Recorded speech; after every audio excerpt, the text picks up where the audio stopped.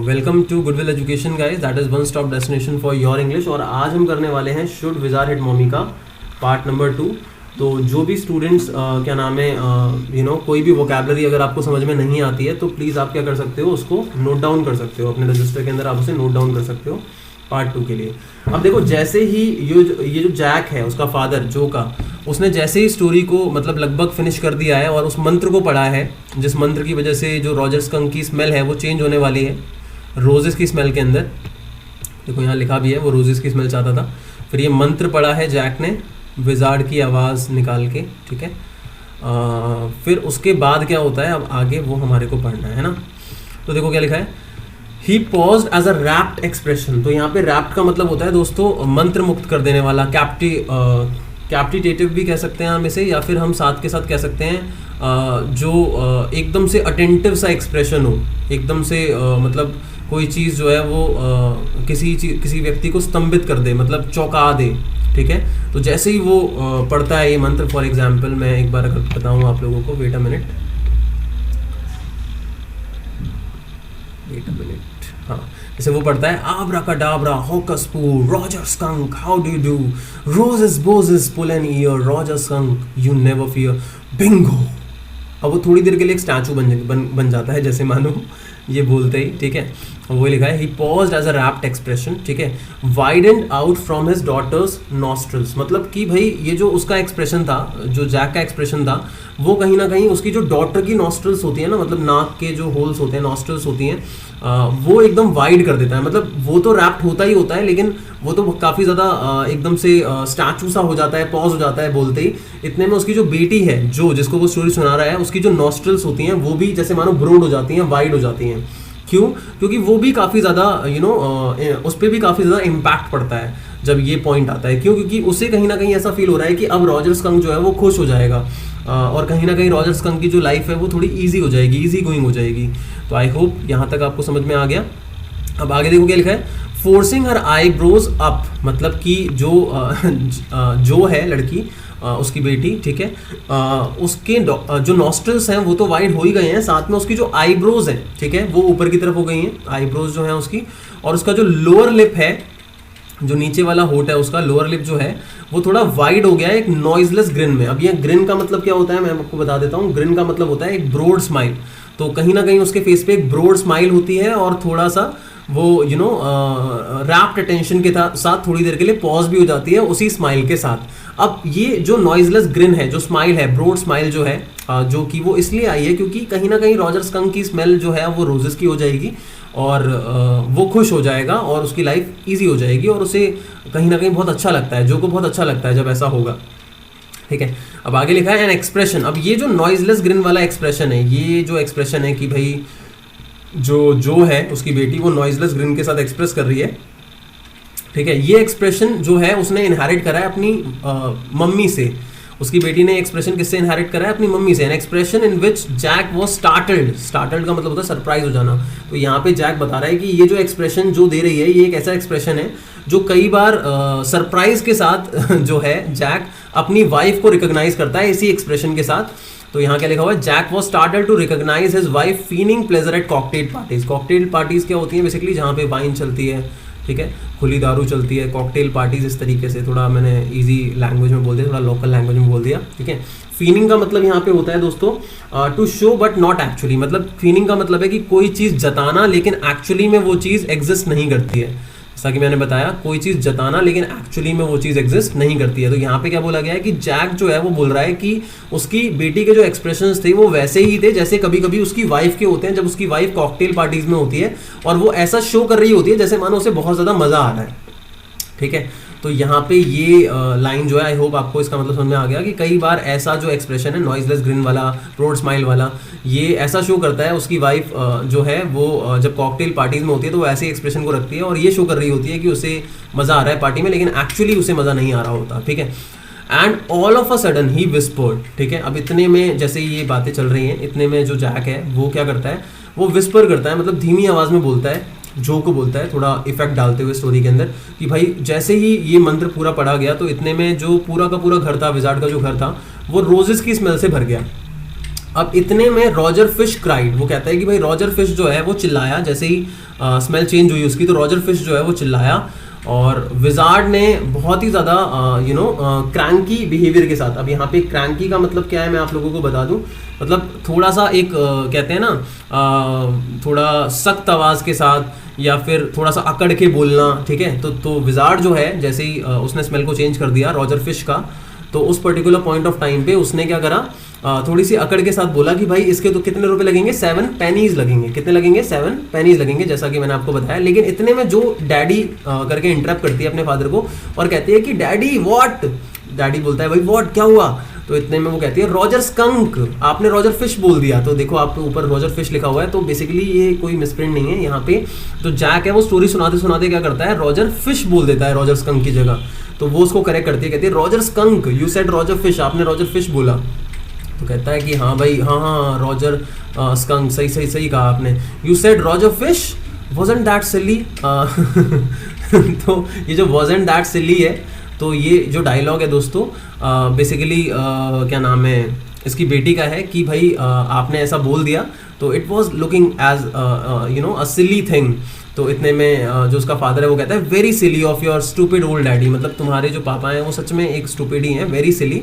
अच्छा मैं कहाँ था, वेयर वॉज आई, वेल शायद तुम्हें पता है, मतलब अपनी गलती को थोड़ा सा हटाते हुए, हाँ तुम्हें पता है ना पेनीज के बारे में, ये क्या होता है, फिर वो पैसे मांगता है, वो कहता है, फिर वो कहती है सेठ, हाँ बताओ आप। तो इतने में वो कहता है कि भाई रॉजर स्कंक जो है उसने कहा विजार्ड को कि भाई मेरे पास तो 4 पेनीज ही हैं, ठीक है, 4 कॉइन्स ही हैं, और वो रोने लगा। तो जो है वो फिर से क्राइंग फेस बना लेती है, क्योंकि यार अब स्मेल रोजेस की हो गई है, पैसे नहीं है देने के लिए, कहीं वो वापस नॉर्मल ना कर दे। तो इतने में but without a trace of sincerity, without a trace of sincerity मतलब विदाउट बीइंग सीरियस, मतलब जब जो इस बार फेस बनाती है तो वो इतनी सिंसियर नहीं होती, मतलब इतनी सीरियस नहीं होती, क्योंकि उसे पता है कि अब क्या होने वाला है। अब कहीं ना कहीं वो जो विजार्ड है वो उसको डायरेक्ट करेगा कि तुम्हारे को उस मैजिक वेल के पास जाना है और वहां से बाकी के जो 3 पैनीज हैं वो लेके आने हैं। तो ये जो without a trace of sincerity वो बिहेव कर रही है, बिल्कुल सीरियस नहीं है, तो ये चीज़ जो है ये कहीं ना कहीं क्या करती है, जैक को एनॉय कर देती है, वो थोड़ा इरिटेट हो जाता है। और इतने में लिखा है डाउन स्टेयर्स सम फर्नीचर रम्बल्ड। अब ये थोड़ा एनॉय तो होता ही है उसके इस बिहेवियर से, लेकिन साथ में यहाँ पे एक और चीज़ है कि नीचे की तरफ जहाँ क्लेयर उसकी वाइफ जो है वो क्या कर रही है, काम कर रही है, जैसा मैंने बताया था रेनोवेट हो रहा है उनका घर, थोड़ा बहुत वो पेंट वेंट कर रही है फर्नीचर को, ठीक है। तो उसकी जो फर्नीचर है वो थोड़ा सा रम्बल्ड होता है, रम्बल्ड का मतलब आवाज़ आना बेसिकली, ठीक है, टू मेक अ नॉइज, ठीक है। तो वहाँ पे फर्नीचर शायद मूव कर रही होगी उसकी वाइफ, तो उसकी आवाज़ आ रही है। तो अब यहाँ पे जो एक बात है हमें पता चलती है कि Clare shouldn't move heavy things, उसका जो हस्बैंड है क्लेयर का वो कह रहा है, मतलब जैक, कि भाई ये जो क्लेयर है इसको हैवी थिंग्स नहीं मूव करने चाहिए क्योंकि वो 6 मंथ्स प्रेग्नेंट है। तो बेसिकली उसकी वाइफ क्या होती है, प्रेग्नेंट होती है 6 मंथ्स, और ये उनका 3rd बेबी होगा, ठीक है, it would be there 3rd। तो अब वो सोच रहा है, तो इसका मतलब वो थोड़ा वाइफ को लेके कह सकते हैं हम पॉसेसिव है, थोड़ा सा वाइफ को लेके वो क्या है, ठीक है, एक टेक केयर करने वाला काइंड ऑफ व्यक्ति है जो क्या कर रहा है, अपनी वाइफ के बारे में सोच रहा है, ठीक है। अब आगे क्या लिखा है, सो द विजार्ड सेड, अब इतने में जो विजार्ड है, आगे स्टोरी कंटिन्यू होती है, ओ वेल एक काम करो, तुम्हारे पास नहीं है अगर 4 ही हैं तो तुम एक काम करो, लेन एक ये जो गली है यहाँ से जाओ और क्या करना है तुम्हें, 3 टाइम्स टर्न होना है और मैजिक वेल को देखना है। मतलब जब तुम इस लेन से जाओगे आगे जाके 3 बार तुम्हें टर्न होना है, बेसिकली 3 टाइम्स तुम्हें टर्न होना है। उसके बाद तुम्हें वहाँ मैजिक वेल मिलेगा, एक जादुई कुआं मिलेगा, और वहाँ तुम्हें बाकी के 3 पैनीज मिल जाएंगे, और जल्दी से जाओ, ठीक है, हरी अप। तो रॉजर जो है वो जाता है लेन के एंड में, और वहाँ पे 3 टाइम्स वो टर्न होता है, और वहाँ पे मैजिक वेल उसे दिखता है जहाँ पे उसे 3 पैनेज मिल जाते हैं। मतलब मैजिक वेल पे जाके 3 बार टर्न होना है तो 3 पैनेज वहाँ पे मिल जाएंगे, वो ये कहता है विजार्ड। और ऐसा ही रॉजर स्कंक करता है और उसको पैसे मिल जाते हैं। तो वो क्या करता है, वो विजार्ड के पास उनको लेके आ जाता है और बहुत खुश होता है, और फिर वापस वो जंगल में जाता है और सारे एनिमल्स वहाँ पे मतलब खुशी खुशी गैदर हो जाते हैं, इकट्ठे हो जाते हैं। उसकी स्मेल इतनी अच्छी थी कि वो सारे उसको घेर लेते हैं और खुश हो जाते हैं, और फिर वो मिल के प्ले टैग, ये गेम्स के नेम है गाइस, टैग, बेसबॉल, फुटबॉल, ये सारे के सारे गेम्स खेलते हैं, lacrosse, hockey, soccer, pickup sticks, मतलब ये सारे गेम्स वो लोग खेलते हैं, अलग अलग गेम्स के नाम दे रखे हैं। अब उसकी बेटी पूछती है daddy what is pickup sticks, मतलब पिकअप स्टिक्स क्या होता है, ये कौन सा गेम होता है। तो इतने में वो कहता है कि भाई ये गेम होता है जिसमें स्टिक्स के साथ हम खेलते हैं, मतलब कुछ स्टिक्स के साथ खेलना होता है, ठीक है। तो like the Wizards magic went, तो इतने में वो पूछते हैं, ऑब्वियसली देखो यहाँ पे जो क्वेश्चंस हैं ये जो के कैरेक्टर के बारे में शो करते हैं कि एक छोटा बच्चा जो होता है वो कितना ज़्यादा क्यूरियस होता है चीज़ों को लेके, और वो कहीं ना कहीं अपनी क्यूरियोसिटी जो है यहाँ पे वो दिखा रही है, ठीक है, एक्सप्रेस कर रही है कि भाई मैजिक बैंड जैसी स्टिक होती है क्या वो जो पिकअप स्टिक्स वाला गेम होता है? तो वो कहता है हाँ काइंड ऑफ, मतलब वैसा ही होता है, वो टाल देता है थोड़ी बात, वैसा ही होता है। फिर वो गेम्स खेलते हैं और सारे के सारे आफ्टरनून तक गेम्स खेल के फिर वापस जब डार्क होने से पहले, मतलब अंधेरा होने से पहले, वो सारे अपने अपने मॉमीज के पास चले जाते हैं। कहने का मतलब वो सारे के सारे अपनी अपनी मम्मी के पास चले जाते हैं। तो यहाँ तक हो गया हमारा, ठीक है। अब आगे बढ़ते हैं दोस्तों। अब यहाँ क्या लिखा है देखो, जब अब जैक जो है वो स्टोरी आगे की तरफ सुना रहा है तो उस टाइम पे जो को वो देखता है कि वो क्या कर रही है, फर्स्ट कर रही है। फर्स्ट मतलब डूइंग समथिंग, कुछ कर रही है अपने हैंड से, और वो थोड़ा बहुत विंडो के बाहर देख रही है, कुछ और कर रही है। Crack of day, at the crack of day मतलब कि विंडो जो है उसमें मैंने आपको बताया था कि ब्लाइंड लगा हुआ है और थोड़ी थोड़ी रोशनी बाहर आ रही है, थोड़ा बहुत बाहर का नज़ारा दिखाई दे रहा है। तो वहाँ से वो बाहर देख रही है और that showed under the shade, वही लिखा हुआ है, जो शेड है विंडो की उससे थोड़ा बहुत बाहर जो दिखाई दे रहा है वो देख रही है। तो कहीं ना कहीं ये जो को लग रहा है कि भाई स्टोरी जो है वो ओवर हो चुकी है, क्योंकि उसे पता ही है स्टोरी के बारे में, पूरी की पूरी प्लॉट जो है वो पहले से ही क्लियर है।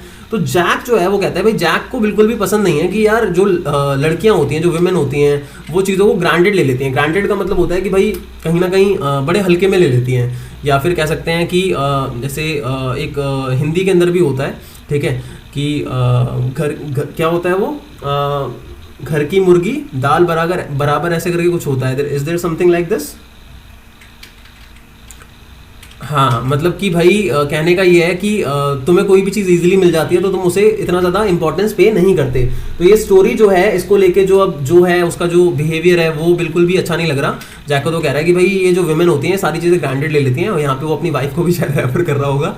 और उसे मज़ा आता है जब लड़कियाँ जो होती हैं, जो वुमेन होती हैं, वो एप्रहेंसिव रहती हैं। अब एप्रहेंसिव का मतलब होता है थोड़ा बहुत टेंशन में, थोड़ा वरिड, और थोड़ा मतलब उसकी बातों को सुनते रहना, हैंगिंग ऑन हिज वर्ड्स, मतलब उसके जो वर्ड्स हैं जो वो बता रहा है उसी पे हैंग करते रहना, उसी पे ध्यान देते रहना, उसे तब मजा आता है।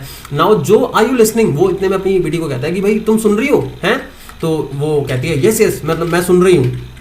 तो इतने में उसका फादर कहता है कि क्योंकि देखो अब मैं जो बताने वाला हूँ बहुत इंटरेस्टिंग है।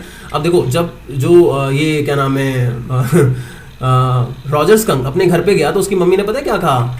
अब देखो ये जो पार्ट है ये स्टोरी का चेंज हो गया है, यहाँ पे जैक ने स्टोरी को चेंज कर दिया। क्यों कर दिया चेंज? क्योंकि कहीं ना कहीं जो है वो भाई चीज़ों को ग्रांटेड ले रही है, और इवन जो जैक है वो चाहता है कि जो कुछ नया सीखे आज। तो ये एक रीज़न है कि वो स्टोरी को एंडिंग को चेंज कर देता है। एक तो उसके ध्यान को भी गैदर करने के लिए, और दूसरा वो चाहता है कि वो कुछ सीखे। तो उसकी मम्मी कहती है व्हाट्स दैट एप्पल स्मेल, मतलब ये बेकार सी स्मेल क्या है, क्योंकि उसकी मम्मी के लिए ये जो रोजेस की स्मेल थी बेकार सी स्मेल थी। तो वो कहता है कि व्हाट। तो ये जो व्हाट बोला है ये उसकी बेटी ने बोला है, ठीक है, कि व्हाट, उसकी मम्मी ने क्या कहा, ये कहा। तो रॉजर स्कंक कहता है कि मम्मी मैं हूँ, मैं ये रोजेस की स्मेल है, शी सेड। तो इतने में वो कहती है कि भाई ये किसने करी तुम्हारी स्मेल है? तो कहता है भाई विजार्ड ने करी है। कहती है अच्छा उसने करी, वेल ऑफ ऑल द नव, मतलब पूरी एनर्जी के साथ बोलती है भाई उसने करी, चलो मेरे साथ चलो, हम जा रहे हैं वापस उस बेकार से विजार्ड के पास जा रहे हैं। मतलब अब यहाँ जैक ये बता रहे हैं कि भाई जो उसकी मम्मी है, मतलब रॉजर स्कंक की मम्मी, उसको ये स्मेल बिल्कुल भी पसंद नहीं आती और वो नहीं चाहती कि उसकी बेटी की ऐसी स्मेल हो।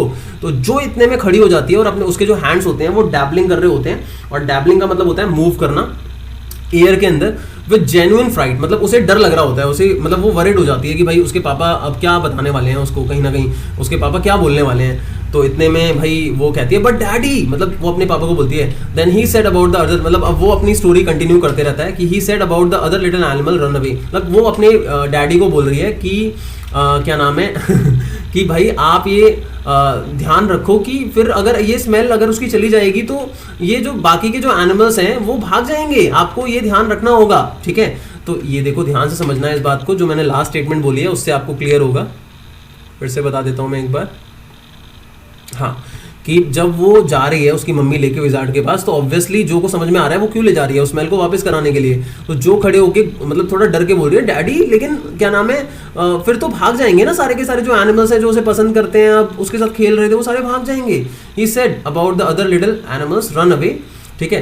हर हैंड स्किटर्ड ऑफ, अब यहाँ स्किटर्ड ऑफ का मतलब क्या है, टू मूव फास्ट, मतलब उसके जो हैंड्स हैं वो थोड़े से मूव कर रहे हैं fastly into the under brush. अब देखो जब वो खड़ी होती है, अब अंडर ब्रश क्या है यहाँ पे, बेसिकली अंडर ब्रश कहा जाता है दोस्तों जो प्लांट होता है ना, उसके प्लांट के नीचे के जो छोटे मोटे धागे होते हैं, छोटी मोटी चीजें होती हैं जो टहनियां सी नीचे की तरफ लटक रही होती हैं, उसको अंडर ब्रश कहते हैं। तो उसके जब वो मतलब खड़ा होकर हाथ को डैबलिंग करते हुए थोड़ा मूव करते हुए बोल रही होती है ये चीज, तो वहां पे कहीं कोई प्लांट रखा होगा तो उसके अंडर ब्रश की तरफ उसका हाथ जो है वो लग जाता है, तो उसी को बोला गया her hand skittered off into the underbrush, ठीक है।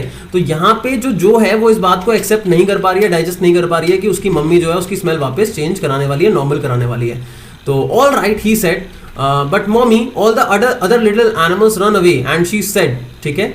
अब होता क्या है कि जो क्या नाम है ये जैक है वो बोलता है कि अच्छा तुम ये चाहती हो तो मैं बोलता हूँ ये चीज़ कि भाई जो स्कंक है उसने अपनी मम्मी को बोला कि सारे के सारे एनिमल्स जो है वो भाग जाएंगे। तो पता है क्या कहती है उसकी मम्मी कहती है and she said I don't care, मेरे को फर्क नहीं पड़ता इस चीज से। You smelled the way a little skunk should have, मतलब तुम्हें ऐसा ही स्मेल करना चाहिए जैसा एक स्कंक को करना चाहिए। And I am going to take you right back to that visit, और मैं लेके जा रही हूँ तुम्हारे को उसके पास। और वो अपने साथ में ना एक अम्ब्रेला भी लेके जाती है and went back with Roger skunk, और भाई वापस जाती है रॉजर स्कंक के साथ उसी के पास विजार्ड के पास। और वो क्या करती है विजार्ड को मारती है सर पे, जो उसकी मम्मी है वो विजार्ड को सर पे मारती है ऊपर की तरफ। ये जैक अपनी बेटी को बता रहा है कि भाई विजार्ड को वो लेके मतलब विजार्ड के पास गई अपने बेटे को लेके रॉजर स्कंक को लेके, और वहां पे जाके उसने क्या करा विजार्ड को अम्ब्रेला से हिट करा उसके हेड पे। तो जो कहती है नहीं नहीं नहीं नहीं ऐसा नहीं होना चाहिए, Jo said and put her hands out to touch his lips, मतलब वो अपने हाथ जो है वो निकाल मतलब लगाना चाहती है अपने फादर के मुंह पे कि वो और ज्यादा कुछ ना बोल पाए, क्योंकि ये उसको बिल्कुल भी डाइजेस्ट नहीं हो रहा है, ये बिल्कुल भी अच्छा नहीं लग रहा।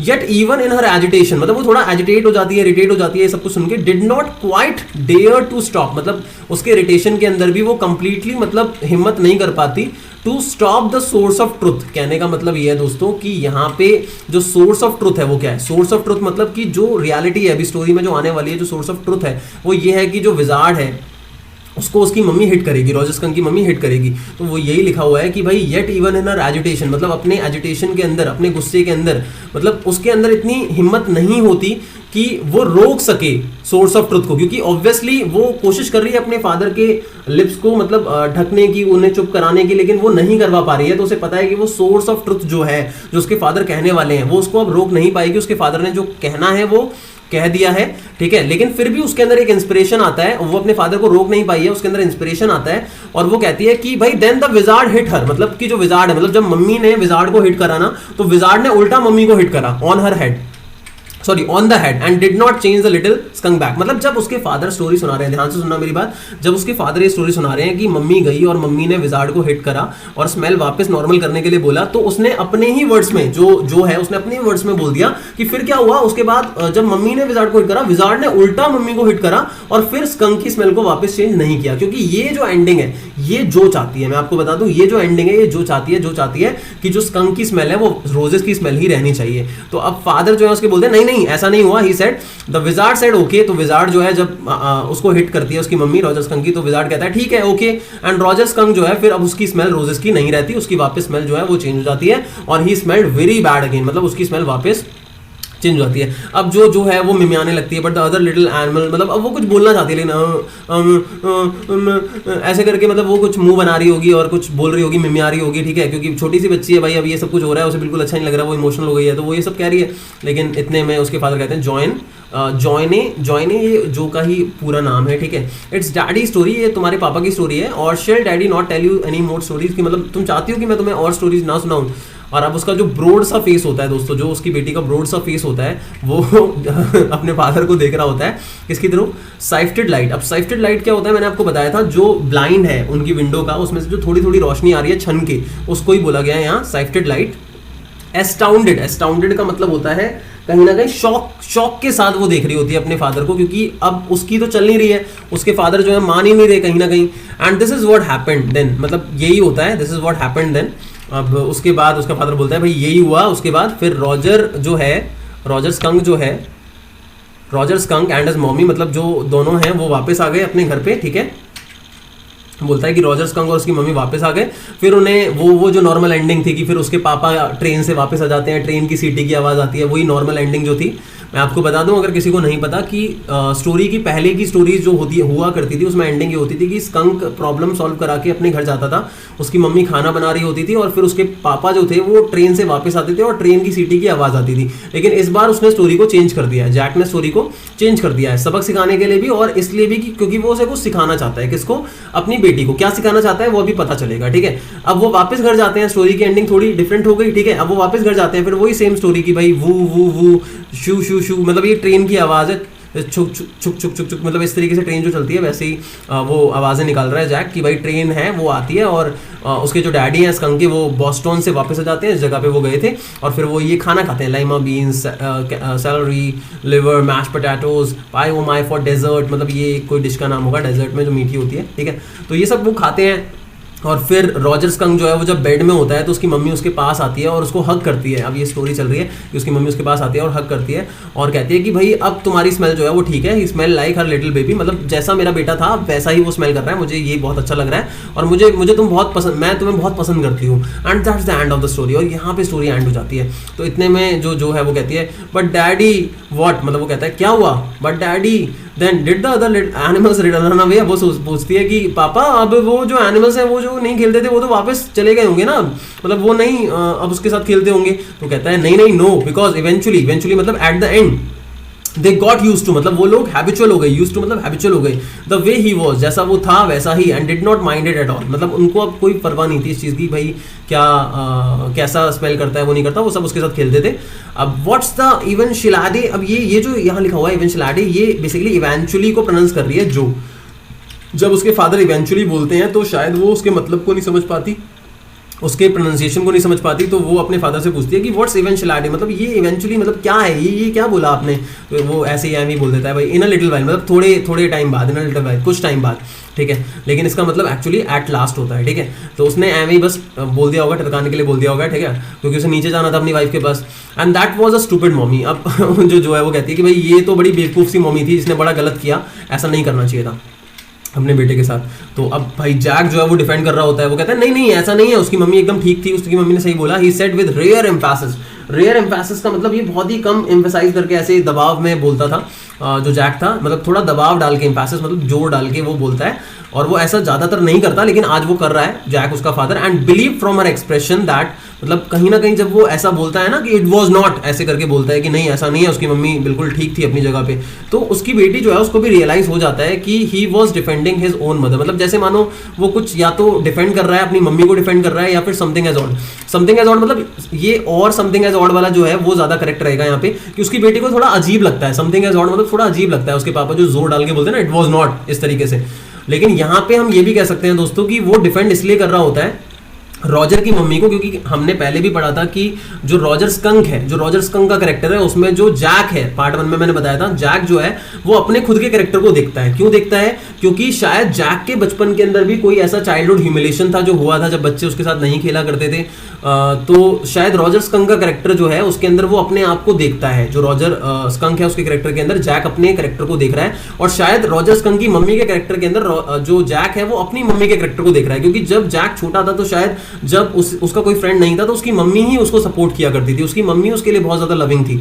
तो शायद यहाँ पे जब वो रॉजर स्कंक की मम्मी को डिफेंड कर रहा है तो वो शायद अपनी मम्मी को डिफेंड कर रहा है। तो यही बोला गया है कि शायद उसे रियलाइज हो जाता है कि वो डिफेंड कर रहा है अपनी मम्मी को, लेकिन ये तो नहीं रियलाइज हुआ होगा, मेनली ये हुआ होगा कि पापा कुछ अजीब हरकतें कर रहे हैं आज। Now I want you to put your big heavy head, मतलब जो जैक है वो कहता है कि भाई तुम अपना हैवी हेड जो है वो पिल्लो में अब डालो जल्दी से, और जल्दी से एक लंबी सी लॉन्ग नैप लो, मतलब आफ्टरनून में सो जाओ। और फिर वो जो शेड होती है जहाँ से रोशनी आ रही होती है वो उसको एडजस्ट करता है, और इवन जो क्रैक ऑफ द डे है वो भी नहीं दिखता, मतलब जो थोड़ा बहुत बाहर दिन दिख रहा होता है, लाइट दिख रही होती है, वो भी नहीं दिखता। और वो टिपटो करते हुए, टिपटो का मतलब भाई बहुत आहिस्ता आहिस्ता वो डोर की तरफ जाता है, ऐसा शो कर रहा होता है इन द प्रिटेंस, प्रिटेंस मतलब शो करना, ऐसा शो कर रहा होता है कि भाई उसकी बेटी सो चुकी है, मतलब गहरी नींद में है। बट व्हेन ही टर्न, मतलब लेकिन जैसे ही वो मुड़ता है तो वो देखता है कि शी वाज क्राउचिंग, क्राउचिंग का मतलब होता है बैठ जाना, ठीक है, थोड़ा नीचे की तरफ झुकते हुए बैठ जाना, बेड पे, यहाँ पे बेड पे बैठने की बात हो रही है कि वो क्राउच कर रही होती है, बैठ जाती है वो on the top of the covers, covers के ऊपर, ठीक है, चादर के ऊपर, और वो देख रही होती है अपने पापा को। तो इतने में उसके पापा धमकाते हुए, हे गेट अंडर द कवर्स, जल्दी जल्दी जल्दी अंदर हो जाओ, एंड फॉल फास्ट स्लीप, जल्दी सो जाओ। देखो बॉबी है स्लीप, मतलब बॉबी जो है वो सो गया, तुम्हारा बेटा बोल रहा हूँ तुम्हारा जो भाई है वो सो गया है, तुम भी जल्दी सो जाओ। शी स्टूड अप, और वो फिर से खड़ी हो जाती है, and bounce gingerly on the springs. अब यहाँ जिंजरली का मतलब होता है दोस्तों अटेंटिवली, बहुत ज्यादा अटेंटिवली वो क्या करती है, स्प्रिंग्स का मतलब होता है गद्दे, उस पर वो थोड़ा सा कूदती है, गद्दों के ऊपर वो कूदती है, ठीक है, और कहती है डैडी। अब वो उसका फादर कहता है व्हाट, क्या हुआ? तो वो आप पता है क्या कहती है, वो कहती है भाई टुमारो, मतलब कल जब आप मुझे स्टोरी सुनाओगे तो मैं चाहती हूँ कि the wizard took that magic wand, कि भाई जब उसकी मम्मी ने मारा ना उसके बाद जो विजार्ड है वो अपना मैजिक वैंड लेगा और मम्मी को हिट करेगा। अब ये क्वेश्चन जो आपने पूछा था मेरे से वो यही है कि शुड विजार्ड हिट मम्मी, कि क्या विजार्ड को मम्मी को हिट करना चाहिए था। तो ये ओपिनियन बेस्ड क्वेश्चन है, ये आपके ऊपर डिपेंड करता है कि आप इसे किस तरीके से लेना चाहते हो। अगर जो की बात करें तो जो तो यही चाहती है कि विजार्ड को भाई मम्मी को उल्टा हिट करना चाहिए था, लेकिन जैक जो है वो कहता है नहीं करना चाहिए था, जो उसकी मम्मी ने कहा वो सही था। अब ये आपके ऊपर है कि आप इसको ओपिनियन बेस्ड क्या लेते हो। यहाँ पे हम ये भी समझ सकते हैं कि शायद विजार्ड के लिए मतलब अगर विजार्ड को उसकी मम्मी हिट कर रही है तो that she is right, why because वो अपने बेटे की स्मेल जो है वो चेंज नहीं कराना चाहती, क्योंकि it can be a protective smell for him, जो उसे दूसरे एनिमल से कहीं ना कहीं बचाती है। ये भी एक रीजन यहाँ पे हो सकता है। और साथ के साथ अगर हम जो की बात करें तो भाई वो इसलिए चाहती है क्योंकि उसे तो हैप्पीनेस चाहिए स्कंक की, और बच्चों के लिए हैप्पीनेस ज़्यादा इंपॉर्टेंट होती है। तो ये भी एक रीज़न हो सकता है। और ये भी हो सकता है कि जैक ऐसा इसलिए नहीं करना चाहता क्योंकि उसको लगता है कि उसकी मम्मी ठीक है, उसकी मम्मी जो भी करेगी वो ठीक है, क्योंकि उस इवन जैक की जो मम्मी थी वो उसके लिए जो भी करती थी वो शायद ठीक होता होगा उस टाइम पे जब जैक छोटा था। तो शायद उसकी मम्मी को वो गलत दिखाना ही नहीं चाहता, इसीलिए वो स्टोरी की एंडिंग चेंज कर ही नहीं रहा। कोई भी रीज़न हो सकता है यहाँ पे, अब आपके ऊपर है आप क्या लोगे। अब जब वो कहती है कि भाई मैं चाहती हूँ कि आप ऐसी स्टोरी सुनाओ जहाँ पे जो विजार्ड है उल्टा मम्मी को हिट करे, तो उस टाइम पे उसके जो प्लम का मतलब होता है थोड़ा हट्टे कट्टे जो आर्म्स होते हैं, चॉप्ड का मतलब होता है बेसिकली क्रॉस हो जाना इस तरीके से, मतलब जैसे हम हाथ को मोड़ के नहीं खड़े हो जाते एक तरीके से फोल्ड करके, तो ऐसे चॉप हो जाते हैं फोर्सफुली। और वो इतने में ये भी कहती है एम्फेसाइज करते हुए राइट ओवर द हेड, मतलब जैसे विजार्ड को मारा था ना उसकी मम्मी ने हेड के ऊपर, वैसे ही उस जो विजार्ड है वो भी उसकी मम्मी को मारे अपने मैजिक वंड से, ठीक है। नो, वो कहता है नहीं दैट्स नॉट द स्टोरी, ये स्टोरी नहीं है। The point is that all the little skunk loved his mummy, मतलब वो ये कहता है कि भाई जो फैक्ट है, जो पॉइंट है वो ये है कि भाई जो लिटिल स्कंक था उसे मम्मी ज्यादा प्यारी थी, उसे ज्यादा प्यारी मम्मी थी, ज्यादा प्यारे दूसरे एनिमल्स नहीं थे। और कहीं ना कहीं उसकी मम्मी को पता है क्या सही था। तो यहाँ पे वो शायद अपने आप को ही डिफेंड कर रहा है यहाँ पे जो जैक है, क्योंकि शायद उसके लिए भी जो दूसरे फ्रेंड्स थे वो ज़्यादा इंपॉर्टेंट नहीं थे और उसकी मम्मी ज़्यादा इंपॉर्टेंट थी, ठीक है। अब इतने में वो फिर वो भी भाई थोड़ा आर्ग्यू करती है कि नहीं मैं चाहती हूँ कि आप कल सुनाओ मम्मी को मारेगी, वो डू इट, ऐसे ही करना है आपको। She kicked her legs up, kicked her legs up मतलब वो एक तरीके से उछल जाती है, जैसे मानो अपने आप को, जैसे होता नहीं उछलते हुए हम बेड पे अपने आप को फेंक देते हैं क्योंकि गद्दा है ना, तो वो किक्ड हर लेग्स अप मतलब अपने लेग्स ऊपर की तरफ करती है और किक करती है लेग्स को, मतलब ऊपर की तरफ जंप करती है और फिर बेड पे सिटिंग पोजीशन में बैठ जाती है विद अ ग्रेट हीप। अब हीप का मतलब होता है टू थ्रो, मतलब जैसे मानो अपने आप को फेंक रही हो, जैसे बच्चे नहीं होते जो ऊपर की तरफ उछलते हुए वापस कूद जाते हैं बेड के ऊपर, तो उसी तरीके से वो अपने आप को फेंक रही है। एंड कंप्लेंट ऑफ स्प्रिंग्स, और वो ये भी कहती है कि भाई ये जो गद्दा है इसकी वजह से ऐसा हुआ है कि मैं ऊपर उछल गई, क्योंकि इसके स्प्रिंग्स जो है उसकी वजह से मैं ऊपर उछल गई, ऐ वही मजे में कहती है। And she had done hundreds of time this, मतलब उसने कई बार ऐसा ऑलरेडी किया है उसकी बेटी ने, ठीक है। And except that this time she did not laugh, लेकिन वो इस बार लाफ नहीं कर रही थी, मतलब ज़्यादातर वो हंसती है लेकिन इस बार वो हंस नहीं रही थी क्योंकि वो थोड़ी सीरियस थी। एंड वो कहती है कि डैडी बोलो ना आप ऐसा करोगे, तो वो कहता है नहीं वेल वी विल सी, हम देखते हैं। Now at least have a rest, मतलब वो कहता है प्यार से कि चलो रेस्ट तो ले लो, stay on the bed, bed पे लेट जाओ, तुम अच्छी लड़की हो ना, जल्दी से। अब वो डोर को क्लोज कर देता है और नीचे जाता है अपनी वाइफ के पास। अब क्लेयर जो है वो न्यूज़पेपर को स्प्रेड कर रही होती है, और क्योंकि वो क्या कर रही है, वो पेंट कर रही होती है, ओपन द पेंट कैन, मतलब पेंट का जो कैन है उसको ओपन करके न्यूज़पेपर स्प्रेड कर रही होती है ताकि भाई पेंट नीचे ना गिरे। And wearing an old shirt, उसने एक ओल्ड शर्ट पहनी हुई है जो कि जैक की ओल्ड शर्ट है, एक पुरानी शर्ट है जो कि उसने मैटरनिटी स्मॉक पे पहना हुआ है। मैटरनिटी स्मॉक क्या होता है दोस्तों, एक लूज फिटिंग गारमेंट होता है जो विमेन पहनती हैं जब वो बेसिकली प्रेगनेंसी में होती हैं, 6, 7, 8, 9 मंथ जब होता है तो उस टाइम पे पहनती हैं। तो उस मैटरनिटी स्मॉक के ऊपर उसने एक ओल्ड शर्ट पहनी हुई है, किसने, उसकी वाइफ ने, ठीक है। एंड वॉज स्ट्रोकिंग का मतलब होता है ऑब्वियसली पेंट कर रही होती है वो चेयर रेल तो ऑब्वियसली आपको पता होगा, हाथ जो चेयर के हैंड्स होते हैं ऊपर की तरफ, ठीक है। तो चेयर रेल्स वो कर रही होती है डिप ब्रश के साथ। और अबव हिम फुटस्टेप्स वाइब्रेटेड, मतलब इतने में जब जैक नीचे आ रहा है सीढ़ियों से तो वो देखता है कि भाई ऊपर की तरफ ना फुटस्टेप्स के वाइब्रेशन की आवाज आ रही है, मतलब जैसे मानो जो है वो अभी सोई नहीं है, वो चल रही है अपने रूम के अंदर, तो वो आवाज आ रही है। तो इतने में वो कहता है ही कॉल्ड, मतलब चिल्लाता है वो, जॉइन शैल आई कम अप, मैं आऊं वहां पे, मारूं तुम्हें, स्पैंक यू, मारूं तुम्हें। द फुटस्टेप्स हेजिटेटेड, अब इतने में फुटस्टेप्स की जो आवाज है वो थोड़ी कम हो जाती है। अब भाई उसकी बीवी जो है वो थोड़ा ताना मारते हुए कहती है भाई बड़ी बड़ी लंबी हो गई तुम्हारी स्टोरी आज है। द पुअर किड, वो कहता है भाई द पुअर किड, मतलब बेचारी लड़की, he answered with utter weariness, अटर का मतलब होता है कंप्लीट, वियरनेस का मतलब होता है टायर्डनेस, मतलब थकान के साथ। वॉज हिज वाइफ लेबर, मतलब वो देखता है कि उसकी वाइफ कितना लेबर कर रही है, लेबर मतलब काम कर रही है। द वुड वर्क वुडवर्क, वो वुडवर्क है जिसमें वो पेंट कर रही है बेसिकली जो भी फर्नीचर का सामान है। अब केज, उसे ये सब कुछ एक केज की तरह दिखाई दे रहा है। किसकी तरह? एक केज की तरह, एक पिंजरे की तरह। क्या क्या? मोल्डिंग्स, मोल्डिंग्स बेसिकली लकड़ी का ही पार्ट होता है मोल्डिंग्स, जिसको हमें साइड में फ्रेम करने के लिए लगाना होता है, ठीक है। And rails, base boards all around them, ये सारा काम है फर्नीचर का। जो भी टूल्स हैं वो सारे के सारे हैं, जो भी पेंट करने होंगे, जो भी चीज़ें करनी होंगी, तो वो आप देख सकते हो। बेस बोर्ड क्या होता है, रेल्स क्या होता है, मोल्डिंग्स क्या होता है वुड वर्क के अंदर, ठीक है। तो ये सब कुछ वहाँ पे फैला हुआ होता है और ये सब कुछ उसे एक केज की तरह लग रहा होता है। जो भी वहाँ सामान फैला हुआ है वो सब कुछ केज की तरह लग रहा होता है। And was half old tan and half new Ivory, मतलब जो फर्नीचर का सामान होता है दोस्तों इस टाइम पे वो आधा टैन कलर का होता है और एक आधा न्यू आइवरी कलर का होता है। अब ओल्ड टैन इसलिए बोला गया क्योंकि पहले का जो उनका फर्नीचर का कलर होगा वो शायद टैन होगा, इसीलिए बोला गया ओल्ड टैन। और हाफ न्यू आइवरी मतलब नया आइवरी कलर का, मतलब जो वो पेंट कर रहे हैं फर्नीचर पे इस बार वो आइवरी कलर है, तो न्यू आइवरी होता है आधा पेंट फर्नीचर पे और आधा टैन होता है। And he felt caught in an अगली मिडिल पोजीशन, और उसे लगता है कि वो एक अगली मिडिल पोजीशन में फंसा हुआ है। अब अगली मिडिल पोजीशन का मतलब यहाँ पे क्या है मैं आप लोगों को बता दूं, वो एक ऐसी पोजीशन में फंसा हुआ है दोस्तों, अब वो कुछ नहीं कर पाया। क्यों? क्योंकि देखो वाइफ की हेल्प करना चाहता था, अब बहुत ज़्यादा टायर्ड हो चुका है और वो माइंड से भी थोड़ा डिस्टर्ब्ड है इस टाइम पे, क्योंकि उसकी बेटी जो है वो उसकी बातों को, उसके ओपिनियन को एक्सेप्ट नहीं कर रही है। उसका जो थॉट प्रोसेस है वो मॉडर्न है और वो नहीं चाहती कि स्कंक की जो स्मेल है वो वैसी रहनी चाहिए जैसी उसकी मदर ने करवाई है।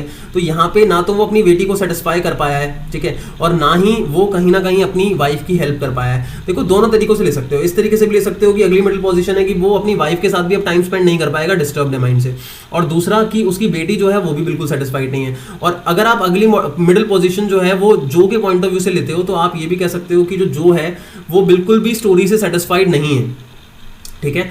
और दूसरी चीज जो है वो ये है कि वो कहीं ना कहीं सोई भी नहीं है, ये भी हो सकता है कि वो सोई भी नहीं है। तो बेसिकली जैक यहाँ पे अपने आप को एक अगली मिडिल पोजीशन में कंसिडर करता है कि मैं एक ऐसी पोजीशन में फंस गया हूँ जहाँ पे मैं दोनों चीज़ें नहीं कर पाया, क्योंकि वो अपना जो अपने आप को सेटिस्फाई करने के लिए उस स्टोरी को बेसिकली चेंज कर देता है। एंडिंग में जो स्टोरी है वो चेंज हो जाती है जस्ट बिकॉज वो चाहता था कि जो है वो कुछ सीखे, और उसी की वजह से वो अपनी वाइफ की हेल्प नहीं कर पाया, और इवन यहाँ तक कि जो भी नहीं सोई। तो एक अगली मिडिल पोजीशन होती है जिसमें वो फंस जाता है। And though he as well felt his wife presence in the cage, मतलब उसे लगता है कि उस केज में उसकी वाइफ भी कहीं ना कहीं है। And he did not want to speak with her, मतलब अब ये केज में उसकी वाइफ भी है, मतलब कौन से केज के अंदर? जो मोल्डिंग्स का केज है, और ये सब मतलब जो ये सब कुछ हुआ है उसमें उसकी जो वाइफ है वो भी कहीं ना कहीं फंस गई है, क्योंकि उसकी वाइफ जो है भाई कहीं ना कहीं काफ़ी ज़्यादा नीड में थी उसकी हेल्प की, अपने हस्बैंड की हेल्प की, लेकिन वो उसकी हेल्प नहीं कर पाया। तो वो भी कहीं ना कहीं इसके अंदर इन्वॉल्व है कहा जाए तो उस केज के अंदर। He did not want to speak with her, वो उससे बात नहीं कर पा रहा है, करना भी नहीं चाहता है अभी, और वो उसके साथ वर्क नहीं कर पा रहा है अब टच, और उसको टच भी नहीं कर पा रहा है, कुछ नहीं कर पा रहा है, क्योंकि वो थोड़ा डिस्टर्ब्ड है। क्योंकि अब वो कहीं ना कहीं ये सोच रहा है कि क्या मैं सही हूँ या उसकी जो बेटी है वो कहीं ना कहीं सही है, इवन उसकी वाइफ भी, क्योंकि उसका अगर हम यहाँ पे देखें तो उसकी वाइफ भी उसको टॉन्ट कर रही है ना। लेकिन यहाँ पे कहा जाता है कि जो जैक है उसने एक पर्टिकुलर पॉइंट ऑफ टाइम पे ये बात कही थी कि जो विमेन है उसे हैंगिंग चाहिए, या फिर उसकी बातों पे हैंग होते रहें, या फिर उसे बहुत ध्यान से सुने और उसकी बातों को एक्सेप्ट करें, उसे ऐसी विमेन जो है अच्छी लगती हैं। लेकिन यहाँ पे देखा जाए तो उसकी बेटी, खुद की बेटी उसको नहीं सुन रही है, उसको एक्सेप्ट नहीं कर पा रही है, और दूसरा उसकी जो वाइफ है वो भी उसको थोड़ा सा टॉन्ट कर रही है। तो यहाँ पे वो हम कह सकते हैं कि बिल्कुल भी अब टाइम स्पेंड करना नहीं चाहता है अपनी वाइफ के साथ भी, और इवन वो अपने माइंड से काफ़ी ज़्यादा डिस्टर्ब्ड है। तो यहाँ पे गाइज अगर इंपॉर्टेंट क्वेश्चन की बात करें तो लॉन्ग क्वेश्चन के अंदर एक अगली मिडिल पोजीशन वाला जो क्वेश्चन है वो काफ़ी ज़्यादा इंपॉर्टेंट है, आप उसे प्रिपेयर कर सकते हो। इवन नोट्स के अंदर भी मैंने वो क्वेश्चन दे रखा है, आप वहाँ से उसको पढ़ सकते हो। और दूसरी चीज़ अगर शॉर्ट में बात करें तो बेसिक आउटलाइन क्या थी, जो स्टोरी को कैसे एंड करना चाहती थी, जैक स्टोरी को किस तरीके से एंड करता है, जैक स्टोरी को चेंज क्यों कर देता है, इस तरीके के जो क्वेश्चन हैं वो इंपॉर्टेंट है। हालांकि मैंने most important question toppers mania के अंदर दे रखे हैं। तो यहाँ पे दोस्तों हमारा जो शुड विज़ार्ड मोनी है वो खत्म होता है।